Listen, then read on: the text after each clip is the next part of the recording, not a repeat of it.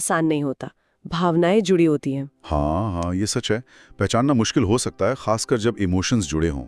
यहीं पर थोड़ा आत्मनिरीक्षण, मतलब खुद को देखना, और शायद किसी बाहर वाले की सलाह काम आती है। कैसे? आप अपनी एनर्जी के लेवल पे ध्यान दीजिए। क्या कोई इंसान या रिश्ता लगातार आपको थका हुआ या नेगेटिव महसूस कराता है? क्या किसी की सलाह बार बार गलत साबित हो रही है? क्या किसी के आसपास आप खुद को छोटा महसूस करते हैं? ये सब इशारे हो सकते हैं। इसे बनाए बिना झगड़ा किए। देखिए, दूरी बनाने के लिए धीरे धीरे बातचीत कम करना, अपनी सीमाएं साफ करना, मतलब ना कहना सीखना, और अगर जरूरत पड़े तो किसी भरोसेमंद दोस्त या सलाहकार से बात करना मदद कर सकता है। सीधे इल्जाम लगाने के बजाय अपनी भावनाओं पर फोकस करना बेहतर होता है। जैसे, जब ऐसा होता है तो मुझे ऐसा महसूस होता है। ये तरीका बेहतर है। याद रखिए, आपकी मानसिक शांति और आपकी एनर्जी आपकी सबसे बड़ी संपत्ति है। सही कहा। अब चाणक्य जीवन की प्राथमिकताओं पर आते हैं। खासकर संकट के समय के लिए एक बहुत महत्वपूर्ण सूत्र है।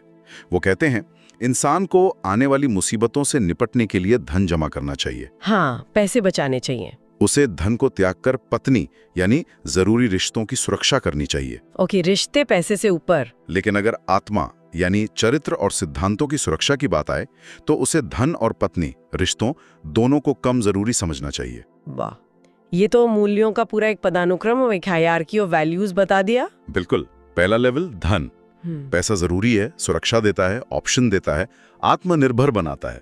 भविष्य की मुश्किलों से लड़ने के लिए ये एक टूल है, इसलिए इसे जमा करना चाहिए। ठीक है। दूसरा लेवल रिश्ते। पैसे से भी ऊपर हैं आपके जरूरी रिश्ते। यहां पत्नी सभी करीबी भरोसेमंद रिश्तों का प्रतीक है। चाणक्य कहते हैं, जरूरत पड़े तो पैसा छोड़ दो, पर इन रिश्तों को बचाओ। क्यों?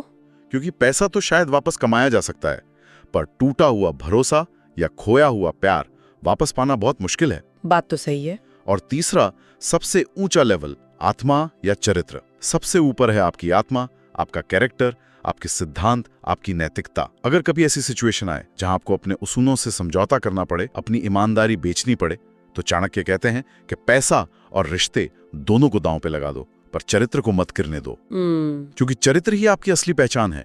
अगर वही टूट गया तो सब कुछ खोखला है। बहुत गहरी बात है। इसका कोई उदाहरण? हाँ, एक कहानी कही जाती है प्राचीन रूस के स्ट्रोगनोव परिवार के। इवान द टेरेबल के टाइम में नमक और फर के बड़े व्यापारी थे वो। एक बार युद्ध के दौरान दुश्मन सेना ने उनके काफिले को घेर लिया। अब उनके पास बचाने के लिए 3 चीजें थीं: उनका खजाना, उनके वफादार साथी और परिवार रिश्ते, और उनका अपना चरित्र यानी ईमानदारी। ठीक है। सबसे पहले उन्होंने पैसा छोड़ दिया, खजाना दुश्मनों को दे दिया कि भाई हमें जाने दो। पर खतरा